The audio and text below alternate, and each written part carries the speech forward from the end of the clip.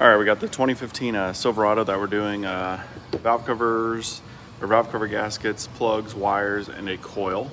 I already got the driver's side valve cover gasket replaced, doing the plugs and wires.